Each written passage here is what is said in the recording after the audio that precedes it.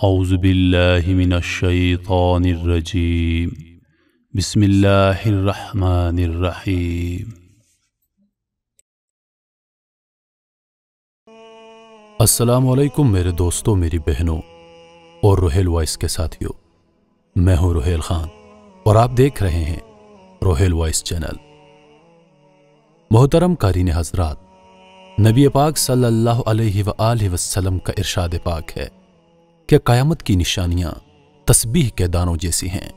جب تسبیح ٹوٹتی ہے تو دانے بکھر جاتے ہیں۔ محترم دوستو، آپ میں سے اکثر دوستوں نے سنا ہوگا کہ قریب قیامت کعبہ معظمہ کو گرا دیا جائے گا۔ جن کو معلوم نہیں، ان دوستوں کو اس بارے میں حدیث کی روشنی میں معلومات دیتے ہیں۔ خانہ کعبہ اللہ تعالیٰ کی نشانیوں میں سے ایک عظیم الشان نشانی ہے۔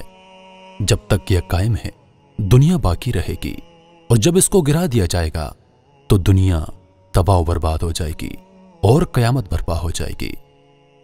قریب قیامت میں ایک بدبخت حبشی خانہ کعبہ کو گرا دے گا، جس کے فوراً بعد قیامت قائم ہو جائے گی۔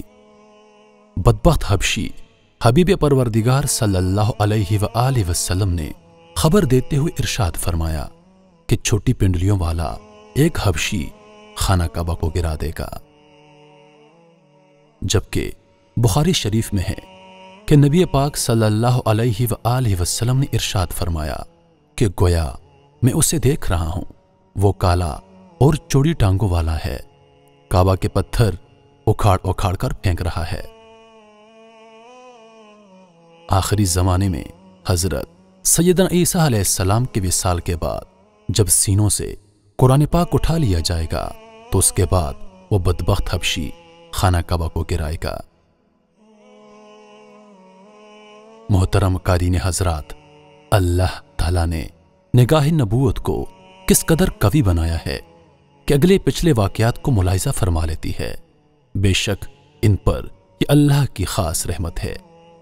یہ بھی معلوم ہوا کہ اللہ تعالیٰ نے ہمارے نبی کریم صلی اللہ علیہ وآلہ وسلم کو بے شمار علوم عطا کیے ہیں، جن کا ادراک ہمارا چھوٹا سا ذہن کبھی نہیں کر سکتا۔ جو زبان مصطفیٰ صلی اللہ علیہ وآلہ وسلم سے ادا ہو گیا وہ ہو کر ہی رہے گا۔ اللہ تعالیٰ ارشاد فرماتا ہے، اور وہ کوئی بات اپنی خواہش سے نہیں کرتے، وہ تو نہیں مگر وہی جو انہیں کی جاتی ہے۔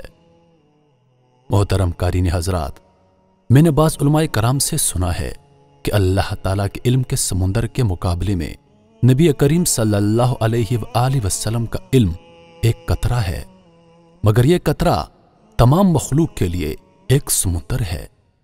یقیناً ہم نبی کریم صلی اللہ علیہ وآلہ وسلم کے علم کا احاطہ کبھی نہیں کر سکتے، تو سوچئے اس خالق کائنات کے علم کے وسعتوں کو کیا جان سکیں گے۔